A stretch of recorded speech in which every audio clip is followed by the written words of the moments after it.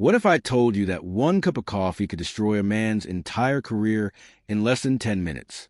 Have you ever witnessed injustice and felt powerless to stop it? Have you seen someone abuse their authority because they thought no one was watching? Well, what you're about to hear will shake you to your core and remind you that assumptions can be deadly. This morning started like any other in the small town of Millfield. Officer Rick O'Brien was making his usual rounds, his patrol car crawling past the Morning Glory Cafe, where families gathered before school and work. Inside, warmth filled the air as conversations buzzed over fresh pastries and steaming mugs. At a corner table, 5 black children sat together, their backpacks leaning against chairs, textbooks scattered between plates of half-eaten breakfast. They laughed freely, sharing stories about weekend adventures and upcoming tests. Their joy was infectious, the kind of pure happiness that should make any adult smile. But for Officer O'Brien, their laughter was an irritation, their presence an offense. What this racist cop didn't know was that his next decision would expose him to the entire world. And the parents of these children were about to make sure he never forgot it. If stories of justice and accountability matter to you, hit that like button right now. O'Brien stepped out of his patrol car, adjusting his badge with deliberate authority. Through the cafe windows, he watched the children's animated gestures, their voices carrying the carefree energy of youth. To most people, it would have been a heartwarming scene. To O'Brien, it was a problem that needed solving. He pushed through the cafe doors, the bell above announcing his arrival. Conversations quieted as heads turned toward the uniform. The children barely noticed, too absorbed in their own world of friendship and morning excitement. 10-year-old Marcus was mid-story about his basketball game when O'Brien's shadow fell across their table. The officer stood there, coffee cup in hand, steam rising from the dark liquid. His eyes held a coldness that made the nearby patrons shift uncomfortably in their seats. "You kids are being too loud," O'Brien announced, though their voices had been no louder than any other table. The children looked up, confused. 11-year-old Zara, always a polite one, started to apologize. "Sorry, officer, we didn't mean to." But O'Brien had already made his decision. Without warning, without hesitation, he tilted his coffee cup forward. The scalding liquid poured out, splashing across their homework, their breakfast, their clothes. The children screamed, jumping back as the hot coffee soaked through fabric and burned their skin. The cafe erupted. Gasps echoed from every corner. Someone dropped their mug, the crash adding to chaos. The children stumbled away from the table, tears streaming down their faces, their school clothes stained and ruined. O'Brien stood there, empty cup in hand, wearing a satisfied smirk. He expected gratitude from the other patrons. Surely they appreciate his handling of the situation. Instead, he found horrified stares and phones being raised to record. "That's what happens when you don't know how to act," he muttered loud enough for everyone to hear. The children huddled together, shaking from shock and pain. Other customers reached for napkins, trying to help, but the damage was done. O'Brien turned toward the door, confident that these kids, like so many others, had no power to challenge him.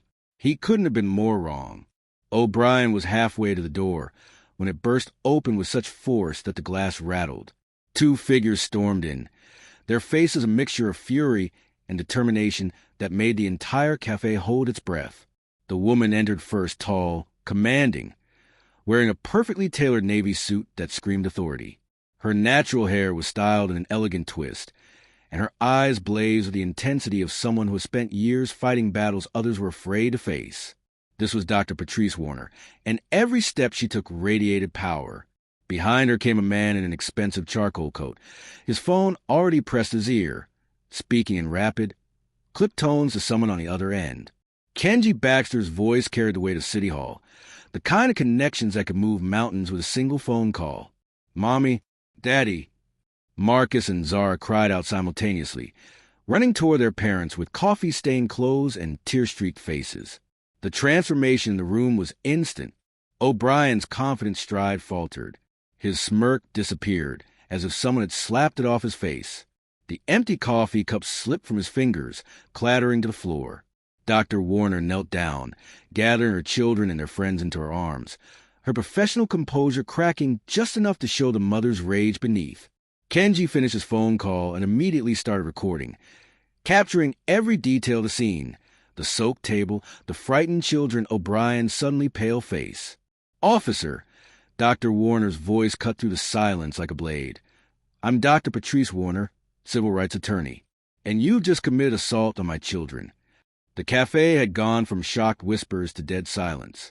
Even the coffee machine seemed to stop its usual hissing. "Drop a comment below. What would you do if this was your child?" O'Brien tried to regain control, his voice shaking as he stammered, "Now, look, this is just a misunderstanding." "A misunderstanding?" Dr. Warner rose to her full height, her legal training kicking into overdrive. "You deliberately poured scalding coffee on 5 children. That's assault in the 3rd degree, potentially endangering the welfare of minors and a federal civil rights violation." While his wife spoke, Kenji was already 3 steps ahead. His phone buzzed with incoming calls as word spread through his network. The mayor's office, the police chief, local news stations. Each conversation was brief, professional, and devastating. "Chief Morrison? It's Kenji. We have a situation at Morning Glory Cafe. One of your officers just assaulted my children, and 4 others—" "Yes, I said assaulted." "No, this isn't going away quietly." The cafe patrons watched in fascination as O'Brien's world crumbled in real time. Mrs. Henderson, who ran the local bakery, stepped forward with her phone. "I got the whole thing on video," she announced. "Every single second. Within minutes.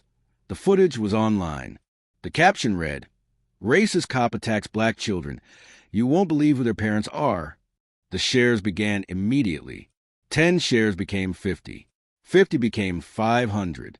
O'Brien's radio crackled to life. "Unit 47, return to station immediately." The dispatcher's voice was tight, professional, but carried an unmistakable urgency that made everyone in the cafe understand. This was not routine. Dr. Warner wasn't finished. She pulled out her own phone, speed dialing numbers that made O'Brien's face grow whiter by the second. "Hello, this is Dr. Warner. I need to speak with someone about filing federal charges for a civil rights violation." "Yes, it just happened." "No, I'm not waiting until Monday." The children, now cleaned up and comforted, watched their parents work with wide eyes. They were learning something profound about power, justice, and what happens when someone underestimates the wrong family. Kenji ended another call and looked directly at O'Brien. "The news crews will be here in 15 minutes. I suggest you start thinking about how you're going to explain this to your family. Share this story if you believe every child deserves dignity and protection." By noon, the video had exploded across every social media platform. #CoffeeGate and #MillfieldJustice were trending nationwide. The footage showed everything: O'Brien's deliberate approach, the children's terror, and their parents' powerful response. Chief Morrison arrived at the cafe within 30 minutes, his face grim as he surveyed the scene. He'd been chief for 15 years and knew political dynamite when he saw it. "Officer O'Brien is suspended immediately, pending a full investigation," he announced to the gathered crowd and news cameras. But the community wasn't satisfied with just suspension. By 2 p.m., over 300 people had gathered outside City Hall. Parents carried signs reading "Protect all children" and "Badge doesn't mean bully." The crowd was diverse: black families, white allies, Latino neighbors, Asian business owners, all united by outrage over what they'd witnessed. Dr. Warner addressed the crowd from the City Hall steps, her voice carrying over the sea of faces. "This isn't just about my children or their friends. This is about every child who has ever been targeted because someone in authority thought they were powerless." The investigation moved swiftly. Security footage from 3 different angles confirmed every detail. Witness statements poured in. O'Brien's history revealed a pattern: previous complaints that had been buried, incidents that had been dismissed as misunderstandings. By evening, the state attorney general's office had opened a federal civil rights investigation. The FBI announced they would review O'Brien's entire career for similar violations. The police union, facing massive public pressure, released a statement condemning his actions. O'Brien's arrest came at 6 p.m., broadcast live as he was led away in handcuffs. The same hands that had poured coffee on children were now cuffed behind his back. The children, meanwhile, were home safe, surrounded by family and friends. They'd learned that justice isn't always immediate, but when it comes, it can be powerful and swift.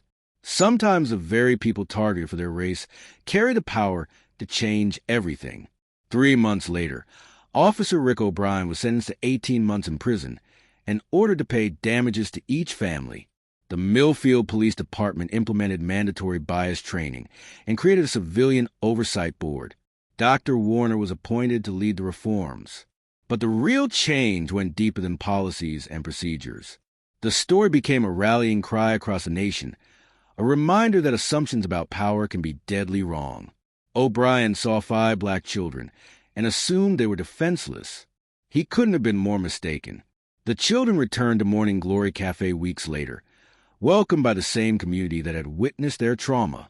Mrs. Henderson, the baker who recorded the incident, now keeps their favorite cookies fresh every morning. The cafe installed a plaque that reads, "Every child deserves dignity, respect, and protection." What started as one man's prejudice became a community's awakening. Parents everywhere began teaching their children that your background doesn't determine your worth, and that justice can come from the most unexpected places. The lesson is clear. Never judge someone's power by their appearance, their age, or their race. You never know who their parents might be, what connections they carry, or what kind of storm you're about to face when you choose hate over humanity.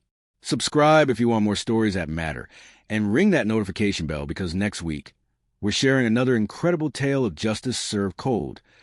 You won't believe how a janitor brought down a corrupt CEO,